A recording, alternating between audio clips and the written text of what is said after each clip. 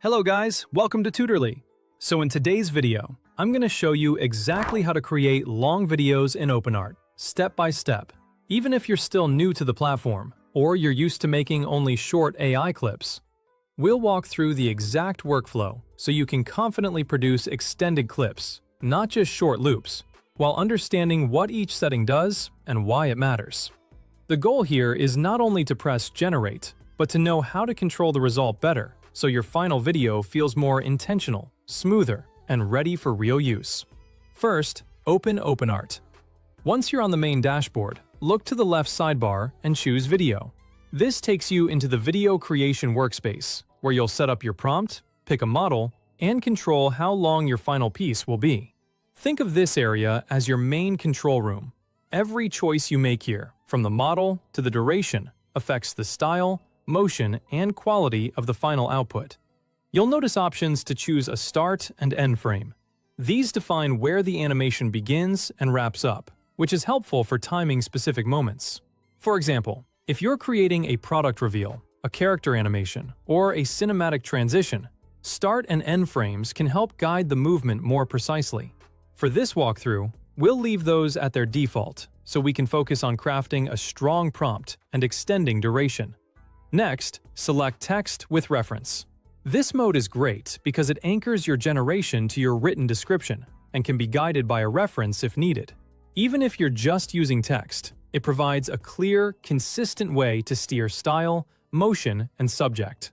This is especially useful for longer videos because the more guidance you give the tool, the easier it is for the video to stay visually consistent from beginning to end. Now, pick a model.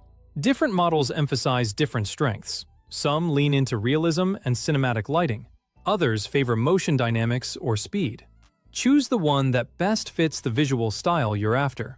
If you want crisp detail and clean movement, prioritize a model known for stability and realism.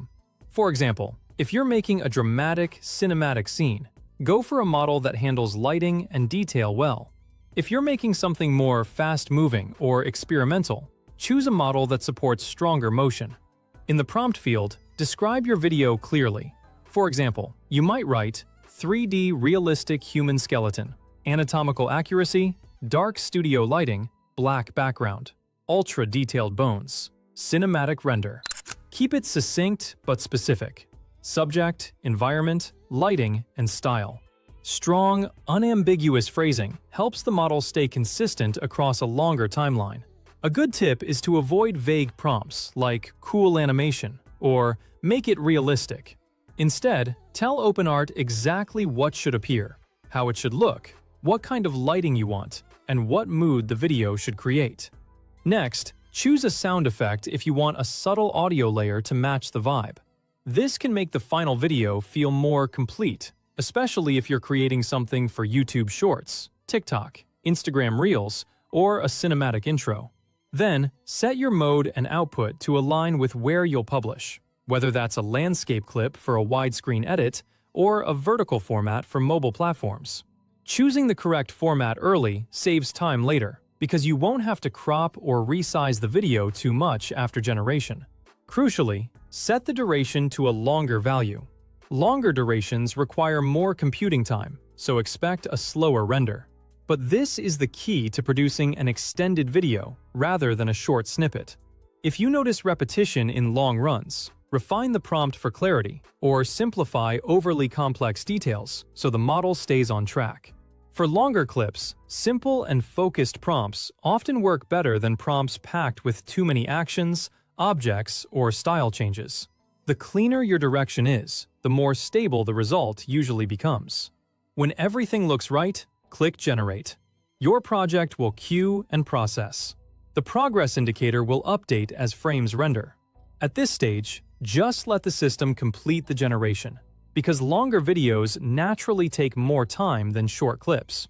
Once the render is done, review the full video carefully and check for smooth motion, consistent details, and whether the final result matches your original idea. Once it completes, you'll have a long-form video based on your prompt and settings ready to review. If you want to push even further, revisit the prompt or duration and regenerate until the pacing, detail, and length feel just right. Sometimes your first result will be good, but a small prompt adjustment can make it much better. So test different wording, compare outputs, and keep refining until you get a video that feels polished, useful, and ready to share with your audience.